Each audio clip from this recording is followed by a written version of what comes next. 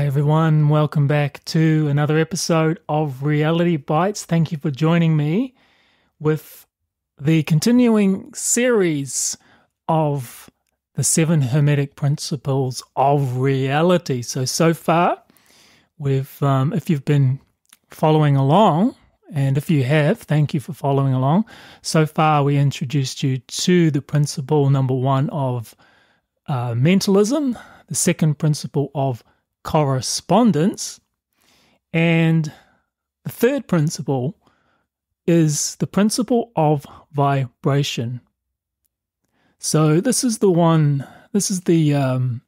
principle that we're going to be discussing in this episode of the 7 Hermetic Principles of Reality, which is, of course, a 7-part RealityBites series featuring and exploring the 7 Hermetic Principles and Hermeticism as told in the Kybalion by Hermes Trismegistus.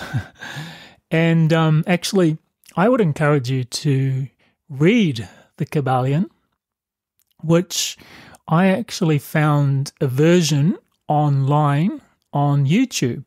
And it was a cool version. You can probably just search for it, and you can follow along. It's narrated, or you can sort of turn the narration off and just read it off the screen. I don't know where you can find a hard copy. That would be great, because I do prefer reading a hard copy or a tangible book, so to speak, rather than reading off the screen. In any case, my hope, of course, and intention with these series of podcasts is that you become aware and familiar with these principles and hopefully utilize them to better create your reality. All right, so the principle of vibration states, nothing rests, everything moves, everything vibrates. So the principle of vibration states that all things, both physical matter and spiritual energy, hold a certain vibration. So it's like the principle that everything is energy, everything has a certain frequency, or what I like to say, a vibrational signature. So think about that. Every living thing is alive with energy, with vibration, right? You can feel it, you can sense it, you can tune into your own body and feel, your heart beating, you can feel sensations. So we're energetic, vibrational light beings.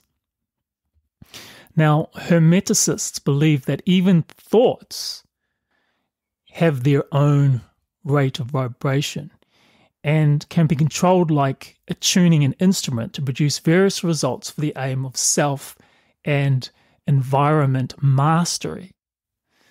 As your understanding of vibration, frequency, harmony, and resonance increase, so too shall your power over yourself and your world.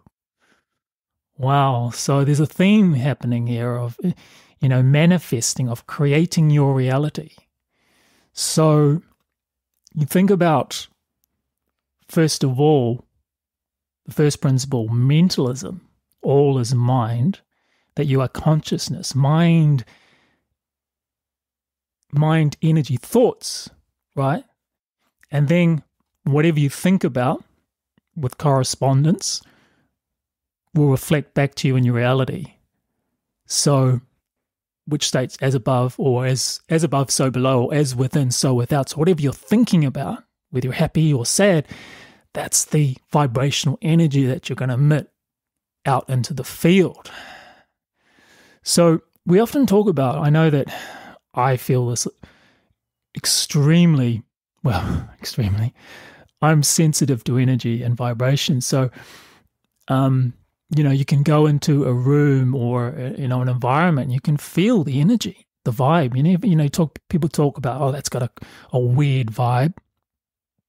So we talk about vibration a lot, whether we think about it or not. We sense and perceive it. Think about when you're in nature and think about you're close to the ocean and the waves are rolling and it has a certain vibration to it, or whether you're in a forest and it's more tree-like or there's a river, or everything has a vibrational signature. Think about birds singing and animals communicating. It's all vibration. Even speaking right now, it's a vibration, right? So we talk about raising our vibration, feeling certain vibes. And, as I've stated before, that, matter, energy, spirit are all just varying rates of vibration. And different rates of vibration are merely different realms of experience and creation. So this concept of raising your vibe or vibration is synonymous, of course, with manifesting the things we desire, which are vibrating at that certain reality. So it's that whole correspondence thing again. If you're frustrated, if you're feeling low, then your reality is going to reflect that back to you. But if you're in a high vibrational mood,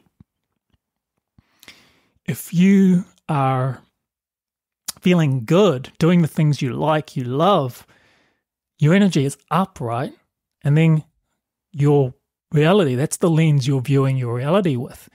And so like attracts like. So you're more likely to attract those things according to the level of vibration. So just think of a tuning fork that is set at a certain frequency. It becomes resonant with that which is vibrating at the same frequency.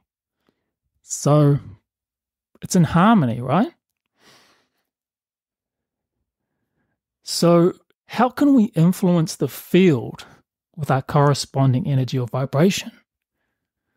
You can see that all these Hermetic principles are related, connected, and complement each other. So we think about thoughts, right? So how can we influence our field? Well, what do we think about? What do we habitually think about?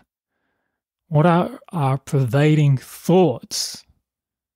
Are they good thoughts? Are we noticing and witnessing our thoughts? Are they self-defeating or self-limiting thoughts? And where do they come from? So let's just take a look at thoughts. Think of our brainwaves. Where does actually consciousness come from or emanate from? So, of course, the Hermeticists believe that all is mind, which is the first principle, that the universe is mental in nature. So it comes from the all is mind from universe. Still, the hard problem of consciousness is open to debate, and science has yet to fully prove or explain just what consciousness is. But let's just take a moment to look at our brainwaves. So brainwave frequencies. So of course, frequencies, vibration. So you're looking at brainwaves. There's different types and ranges. So there's gamma waves, which are generally while you're concentrating and focusing and learning. The beta waves, which is what we operate during most activities whilst we are awake. Alpha waves are when you are relaxed or sleepy. Theta waves, this is normally during stage 1 and 2, so of sleep, a light sleep if you like. And then there's delta waves, which is during stage 3, which is a deep sleep. So there are different ranges of brainwave frequencies.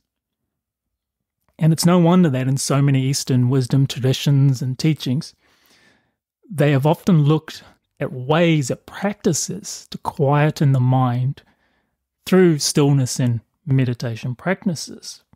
So a still or quiet mind that transcends the thinking mind is more relaxed, more calm, and therefore more present.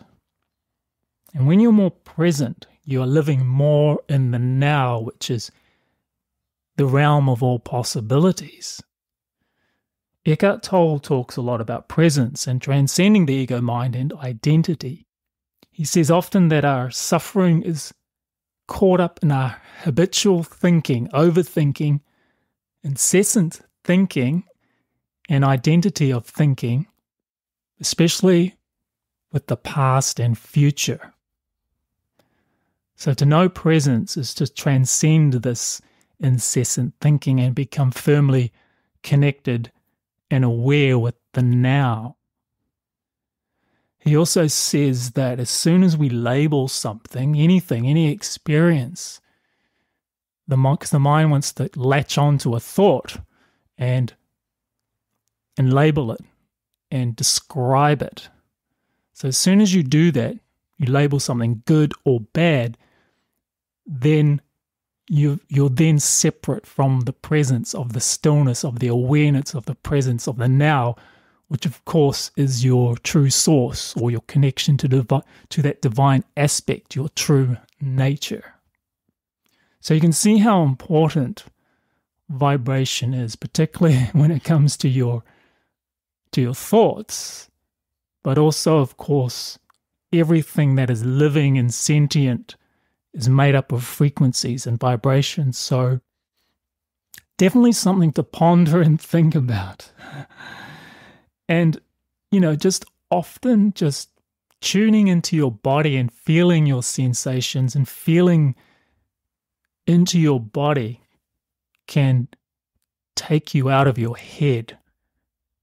Often in meditation practices, you can focus on different parts of the body and relax those areas so that you're not so consumed with thoughts. You can just allow those thoughts to arise and then subside, to transcend them.